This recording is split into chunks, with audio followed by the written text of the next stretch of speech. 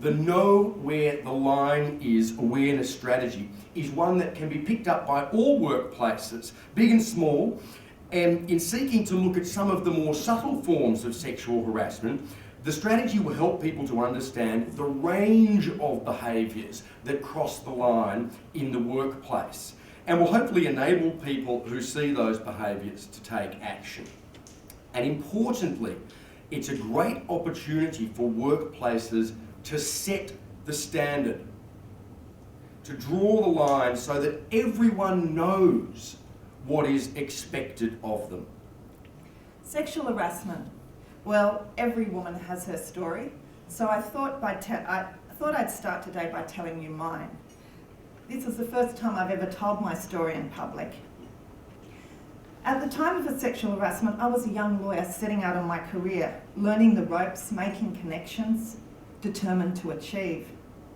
And one evening I was invited to a small drinks party hosted by a firm. I was delighted to be included. After all, I was the most junior solicitor and I was keen to learn, I was curious and wanted to build some strong professional relationships. I was introduced by one of the partners of a firm to a major client. And we had a very brief chat. I mean, after all, he was the most important person in the room, a powerful man representing the largest client. And I was probably the least powerful. I was the female junior underling, to be sure. Next day, I was sitting at my desk when I received a call from him. Would I have lunch or dinner with him, he asked. And I remember at that time just being really torn. Should I? Should I not? After all, he was as old as my grandfather. But could I really risk alienating the firm's major client? Of course not. My decision was made.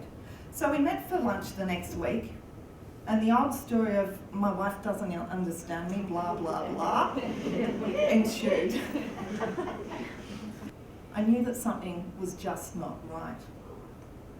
Unfortunately, that wasn't the end of it, because for several weeks he would ring regularly, almost every day, making me feel exceedingly uncomfortable, unable to enjoy my work, and spending most of my time thinking about avoidance strategies. I felt I couldn't approach the leadership team as they were good friends of his. I couldn't make a formal complaint because if I did, we stood to lose a major client. I had no right of recourse under the Sex Discrimination Act because at that time, as a client or customer of a firm, he wasn't my employer or a workplace participant. So I did what many women do. I told my girlfriends at work. I told concerned bystanders about his behaviour and I asked them for their advice. A plan was hatched, and every time he rang, someone would transfer into one of these courageous women, one of my girlfriends, who would tell him that, oh, I'm so sorry, but she's just not available at the minute. And after a week, he stopped calling. And once again, I went back to enjoying my work. But I have to say, for some years later, I did feel trepidatious every time I went to a client event, a client drinks party, because I was asking myself, will I once again be put in such a compromising situation? But let's face it, what happened to me is nothing compared to what the stories I hear about coming through the Commission in our complaints division and everywhere else every single day of the year. But like most cases of workplace sexual harassment, so many common elements exist. A significant power imbalance, an inability to speak to management or your boss, embarrassment, shame, and also the positive intervention of bystanders. The Australian Human Rights Commission has been conducting national surveys to understand the prevalence but also the nature and consequences of sexual harassment since way back in 2003. And what those surveys have shown every time we've done them is that Australians don't really have a clear understanding of what sexual harassment looks like. Until we can walk into any organisation and know that the culture is one of respect and equality, then we still have more work to do. Thank you very much.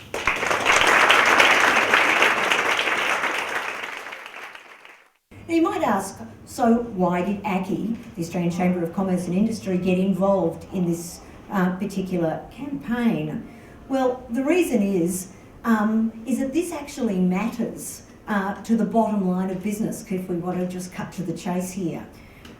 Sexual harassment in the workplace, as we know, leads to stress, and stress can often lead to depression, anxiety and other issues. You heard Liz's story, and thank you too, Liz, for telling your story. You heard how Liz felt. Liz said she felt that it was really hard to enjoy the job, hard to concentrate, hard to get on with the role that she was supposed to be performing. Well, from a business perspective, that means Liz's productivity wasn't all that good during that particular time, and that's a very real issue. So yes, sexual harassment really matters to the person who is the target. So it doesn't just affect the person, it affects the teams they work in and the workplace generally. Certainly the culture of the workplace, but actually the productivity of the workplace as well. So we at ACCI are really pleased to be part of this campaign, a campaign that helps workplaces, people, know where the line is, that makes people understand that sexual harassment isn't something that is just that grey area that Liz spoke about, but something that really impacts upon the people who are being harassed, but also the workplace more broadly. I am so proud that I have stood up with the Human Rights Commission and with the employers to say, no, we are going to stop that normalisation of bad behaviour. We are going to draw a line in the sand and say that's the end. And we're going to really try to push that and shift the norm. You'll be pleased to know, Kate, we're not going to go on strike. I'm not going to call you on strike. That's a relief. That's a relief. I did think about it.